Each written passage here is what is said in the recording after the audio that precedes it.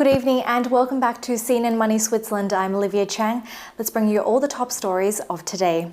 We start with Swiss telecom company Sunrise, which posted a solid start to the year. Revenues were up 2.8% in the first quarter, the company citing continued customer growth in mobile postpaid, internet and TV as the main drivers. COVID-19 did bite into the company in March and April, with roaming revenues falling. However, this was partly made up with the increase in international calls. Meanwhile, the company has also lowered its 2020 revenue guidance due to the ongoing pandemic. Now, Swiss Post has announced a new strategy that will kick into effect at the beginning of 2021, lasting until 2024. This includes a focus on logistics as well as an expansion of their access points. A few key trends to note here: letter volumes are falling, but on the other hand, parcels are booming, especially evident during the current crisis. Within logistics and digital communication, Swiss Post now plans to invest over 3 billion Swiss francs over the coming 4 years. Now we finish with a look at dental implant maker Straumann. Demand for dental procedures are falling from the ongoing pandemic. As a result, the Basel-based company is now cutting about 9% of its global workforce. This translates to roughly 660 jobs. In Switzerland, that will be around 60 jobs being lost here. The cost-cutting measures will allow Straumann to save about 15 million Swiss francs for 2020, as well as 30 million francs for 2021. Now, bringing you our story of the day, Coop Bau+Hobby, which sells everything from DIY products to plants, will be developing more of its business online in the future. Before the coronavirus crisis, online sales at Swiss garden centres made up just about 5% of its business. But during the lockdown, this exploded. That's according to CEO Andreas Siegmann. My colleague Hannah Weiss sat down with him recently to see what this means for the future strategy. Bau+Hobby has an online shop since 2014. We were the first ones in the DIY market to put that online in Switzerland. And we, of course, saw a huge increase in orders. The market share in our business, DIY and garden of online, is under 5% for the market, not for Bau+Hobby. And therefore, that all of a sudden going all online, it's like, phew, that's huge. And demand couldn't really be met. Do you think that some of your business, the Coop Bau+Hobby business, will move more online in the future then? Online demand will not return to pre-corona levels. It will remain at a higher level. Clearly not at the level that we've seen during the closure of the shops. That was an exceptional circumstance. But we're already seeing now, we're on the third week of opening, and demand online remains significantly higher than before. And so this is something that you are going to develop very quickly now? Yeah, absolutely, yeah. What about the restrictions that you have to work under, the guidelines from the government, you know, the 2 meter distance? How easy is that to navigate in reality? For us, it's actually fairly easy. We had a big benefit, of course. We could benefit from the experience of our supermarket colleagues at the Coop supermarkets. And we could adopt their already quite well working and for 6 weeks sort of tried and tested systems. And we adopted them to our needs. I mean, garden and DIY centers are usually quite big. Most of them are quite sizable stores with a few thousand square meters, and therefore it's much easier to adhere to the social distancing and physical distancing rules than it might be in other formats. What about your staff? How do they feel about working in such a social environment? I think that the staff is really back to happy to be back in their stores and work for their customers again. We offer face masks, for example, for staff who want to use them. It's not mandatory, but we offer that. And they are very happy with our safety measures. Customers also, they are very respectful and tame, if I can use that word. They behave very good. We had no incidences, for example, so far with customers at all. And altogether, it's very civil. How have you found this experience of a lockdown, a crisis situation as a leader? Has it changed how you lead your company? It has certainly changed the way during the crisis and up until now as well. I mean, the first thing we've done is we abandoned the entire schedule of meetings that you normally have. You know, it's all like quite predictable on a normal week. and replaced it with daily calls and video conferences regarding the most important topics in different circles. And it became very much a game of agility and situative leadership. I mean, these are words everyone's talking about anyway, but this was really like a live game almost to test out how good you are at it. And we learned every day, and we made decisions every day. We're not used as normally prudently planning businessmen. We're not used to making decisions without base information, right? But for this scenario, there's no reference point. It never happened before. We all worked very hard, harder than usual, funny enough, even though all the shops were closed. But it was a great learning experience, and I learned a lot personally as well. Now, summer is right around the corner, and that could mean a pickup in air travel after months of coronavirus restrictions. Earlier, I caught up with Christoph Wolf. He's the head of mobility at the World Economic Forum, and he gave us a breakdown of how we will be traveling from A to Z. Here's a listen. How will social distancing really play into our travel plans and getting from A to Z, especially when flying? You said that experience would look a little bit different. Yeah. Well, I think you need to look at the total travel chain. Yeah. So from arriving at the airport, getting to the check-in, going through baggage. I mean, these are all crowded places. And then it gets to the departure gate and into the plane. Yeah. And then basically the same as on the other side. So I mean, I would see a lot is going to be done in order to make the travel as touchless as possible. Yeah. So instead of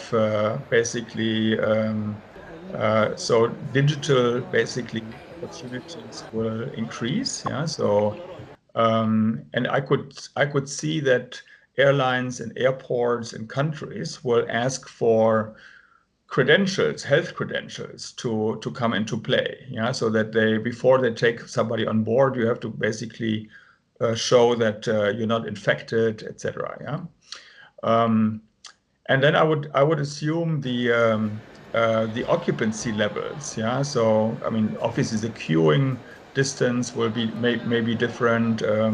The queues will take longer. Yeah, and less people are allowed into the airport at any given amount of time. Yeah, and one would hope to, and this is one of the work that the World Economic Forum does with partners from Netherlands and Canada, that a lot can be done. A lot of the credentials, the showing of this can be done digitally. Yeah, so you don't have to show somebody your boarding pass and your visa and your passport, etc. But all of that actually can be done by using biometrics or other basically touchless devices.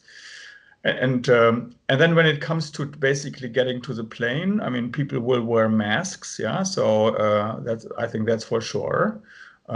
Same as in crowded in shops or on Main Street or in etc.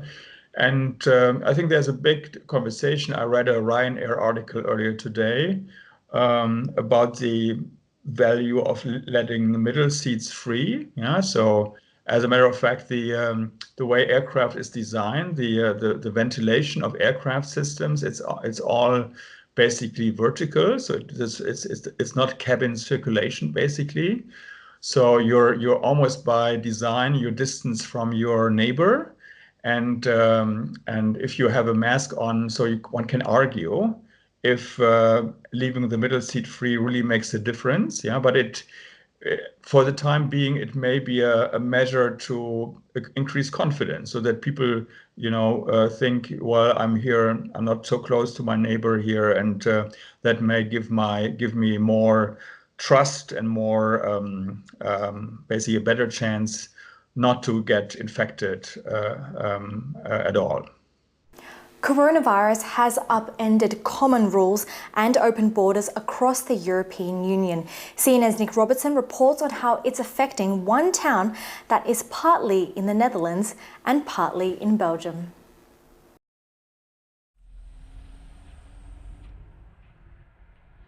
Once seamless borders, now controlled. Europe's unity facing new strains. And nowhere starker than the border enclave town of Barlo. This is Belgium over here and the Netherlands over here, B and NL.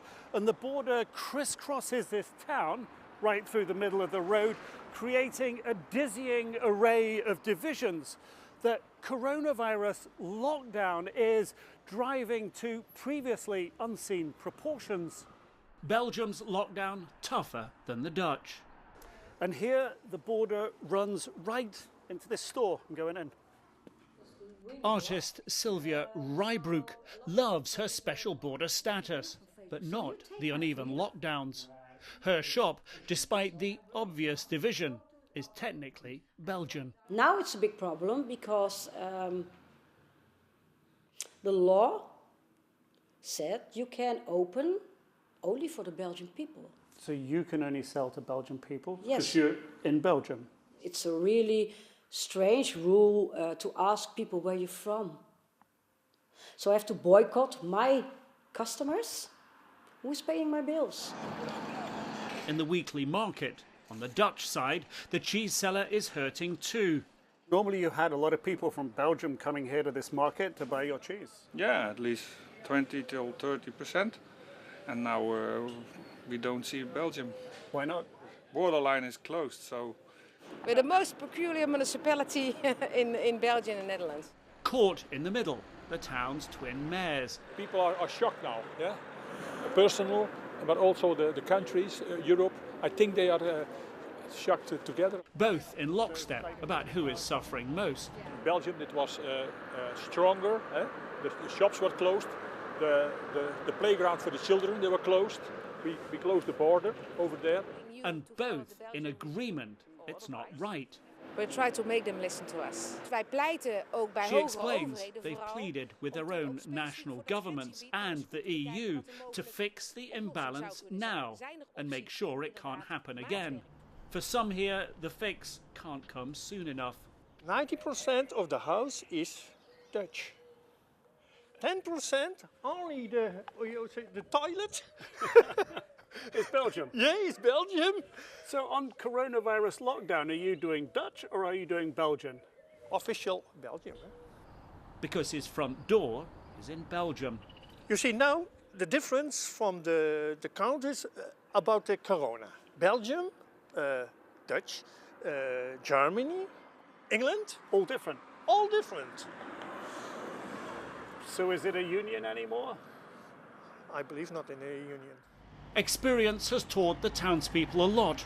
When Europe is well, so are their lives. Now, in its worst crisis since World War II, the evidence in Barlo shows how quickly a fundamental of the European project, openness, can be undone.